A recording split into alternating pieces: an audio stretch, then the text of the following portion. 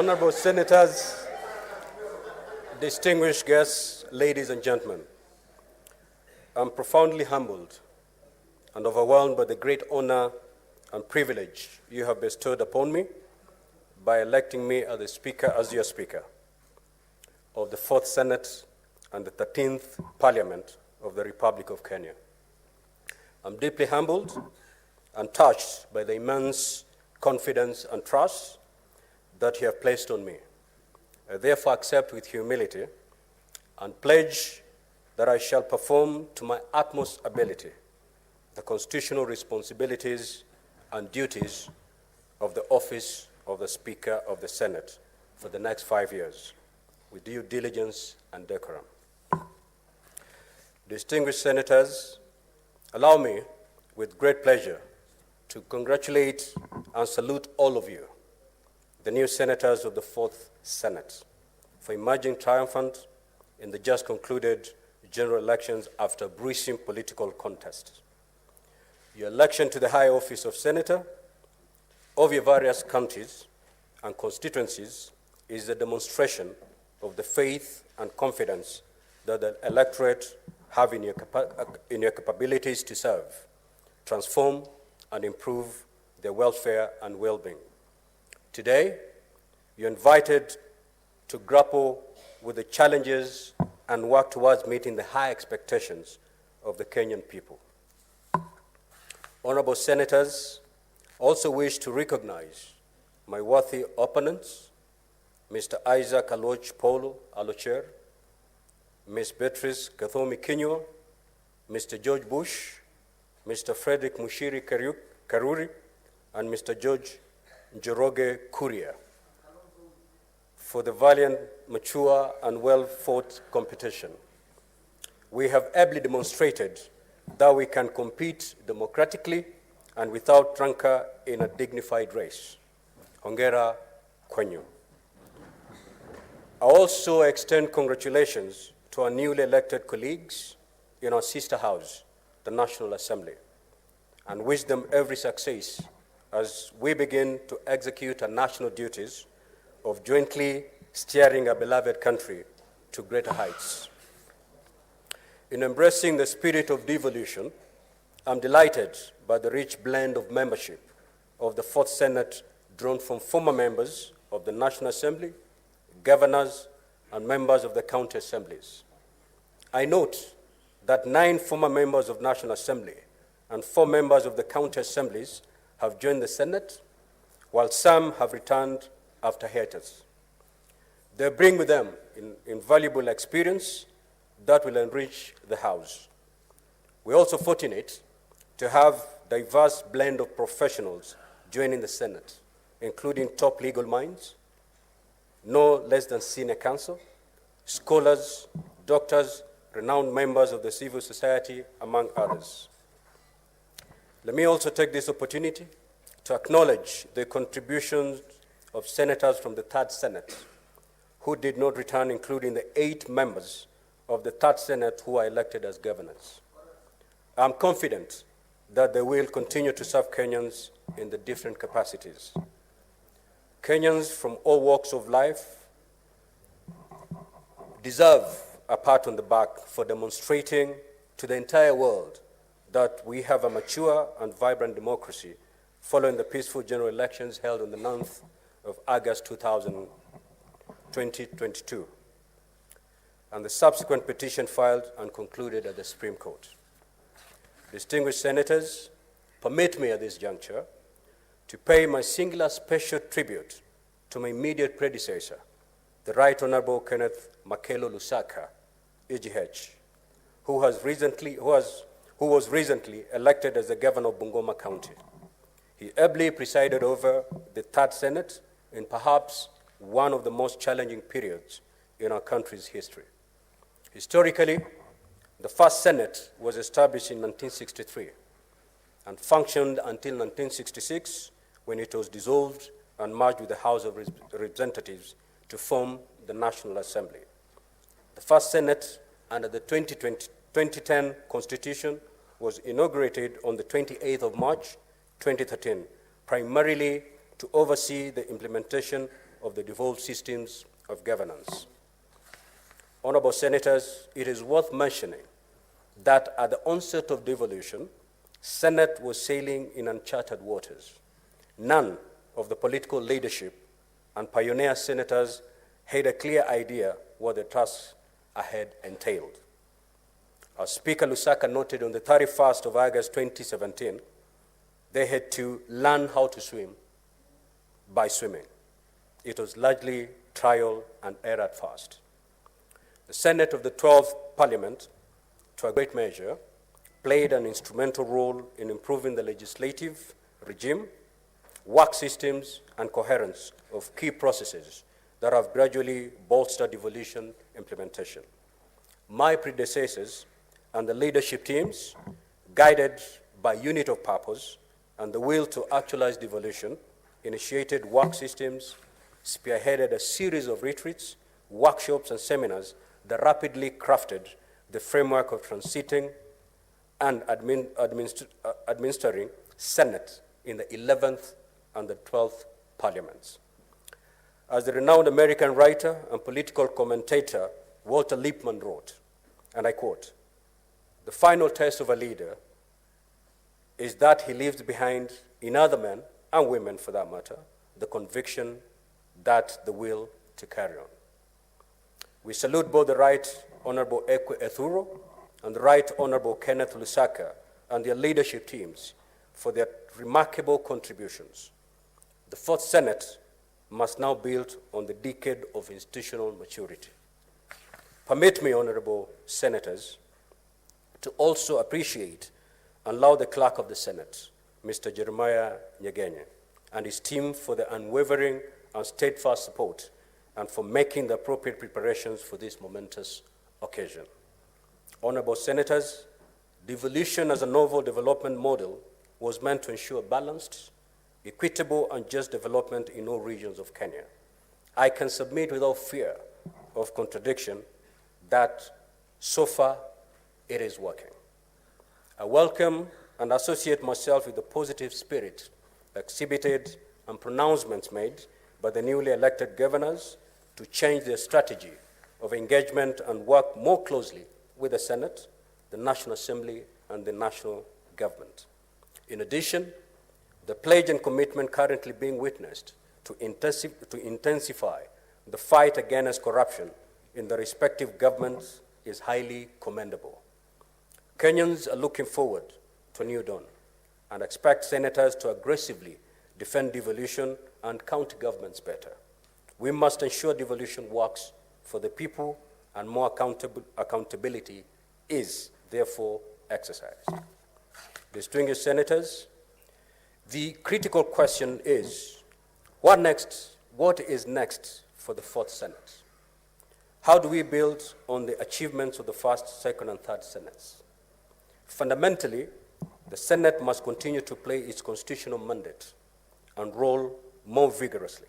Just to reiterate and remind ourselves, senators, the primary mandate of the Senate is to represent the counties and their governments and protect the interests of the counties and hence successfully implement devolution. The Senate is involved in lawmaking by considering, debating, and approving bills concerning counties, determines the allocation of revenue among counties, exercises oversight over the national revenue allocated to the counties, and participates in the oversight of state officers by considering and determining any resolution to remove the president or deputy president. Distinguished senators, the Senate is the bastion of devolution. Devolution has been a game changer and has significantly transformed our country. The county governments are currently receiving billions of shillings, courtesy of the Senate's intervention, to finance various development programs and provide essential services that are aimed at improving the well-being and welfare of the Kenyan people. Massive infrastructural projects have been built throughout the country, including roads, educational and healthy facilities, as well as housing projects. In addition, local entrepreneurs, youth, and women have greatly benefited in terms of securing businesses and employment opportunities. Distinguished senators, since 2013, without doubt, devolution has dramatically altered the political and socio-economic fabric of our country. Kenyans are currently reeling and undergoing tough economic times. The Senate is duty-bound to be more sensitive to the dictates and aspirations of the ordinary Mwananchi. Going forward, honorable senators, with the rich blend of its membership, it is incumbent upon the Fourth Senate to play its due constitutional role and ensure that national and county governments deliver on their mandate to improve or lighten the burden of our people. We hence cannot rest on our rollers. We must build on the foundation already created, achievement made, and strive to make devolution work more effectively and better. We must initiate and enact more devolution-compliant legislation and bills, since our predecessors have already identified a number of gray areas in our devolved systems of governance. We will adopt a proactive approach in our pursuit to make the Senate an effective governance institution to Kenyans, and let Senate be the sanctuary in times of distress. I urge and encourage Kenyans to make the Senate their beacon of sobriety and hope. The First Senate will strive to reach out and harmoniously work with the National Assembly. Hitherto, supremacy wars witnessed in the past between the two houses have tended to foment unnecessary acrimony and grandstanding, which adversely impacted on the legislative outputs. I call upon and encourage honorable senators here to address emerging contentious legislative challenges and resolve them within stipulated mediation frameworks while adopting collegiate approaches, noting that these processes are intended to serve the best interest of the people. That is how tangible and progressive milestones will be realized by bicameral parliament. Distinguished senators, I also wish to urge honorable senators to adopt and nurture bipartisan and collegiate leadership approaches that will transform and invigorate the Senate to embrace the various political shades and interests represented in the 13th Parliament and ensure they find their rightful place. Under the new Senate leadership, we will endeavor and ensure to do the following. One, the Senate work strategy will be reviewed as appropriate to enable senators perform their constitutional and leadership responsibilities through systems that are predictable and adequately facilitated to enable them to deliver effectively and quality services. Two, dynamic and innovative programs and activities of the Senate, guided by the need to respond to key priorities of the counties, shall be initiated to respond to identified challenges. The Senate will continually bolster and strengthen internal collaborative linkages, deepen existing partnerships and engagement between the Senate, national and county government departments and agencies, regional and international development partners, as well as non-state actors, to work closely and harmoniously with the devolution family. Learning and leadership are indispensable to each other. We will ensure continuous capacity development and empowerment of senators and their secretariats so that they can constantly update their skills and expertise and ensure they acquire requisite parliamentary exposure to enable them handle complex and new frontiers of legislative and public affairs. The Senate will endeavor to be responsive to emergent situations and reignite the manner in which traditional legislative services and relations with our various stakeholders and counties are offered. Honorable senators, elections come and go. We have concluded the electoral phase and must now proceed to the critical transitional and development phases. After the delicate ballet dance of politics, we have to overcome and begin to heal from our challenges born out of these divisive political alignments. I urge and call upon our people to refocus, embrace unity, and move forward. No Kenyan should feel left out. It is now time to put behind us political rivalries, roll out our sleeves, and together focus on building the new Kenya that we all desire. Distinguished senators, Kenyans expect from us nothing short of servant, responsive, and effective leadership. Let us aspire to be forthright in the performance of our legislative functions, especially in undertaking oversight roles, so that the citizenry can build trust, find refuge, and solace in the Senate of the Republic of Kenya. We should neither entertain nor accept any discourse that will divide or polarize Kenyans. Honorable Senators, as I conclude, I wish to undertake that under my stewardship, my commitment to you, Honorable Senators, and the people we represent, is to be a faithful and impartial servant, ready to discharge my diverse roles and responsibilities with due diligence and in accordance with the Constitution of Kenya and Senate standing orders. Finally, to quote the former United States President, John F. Kennedy, ask not what your country can do for you. Ask what you can do for your country. We have a collective, solemn, and patriotic duty and responsibility to rally fellow leaders and Kenyans to put the interests of our country first and move it to the next level of development and prosperity. On my part, I shall respect and uphold the rule of law, legality, and nurture the culture of constitutionalism. And I shall protect, defend the Constitution of the Republic of Kenya, and always safeguard the mandate and role of the Senate.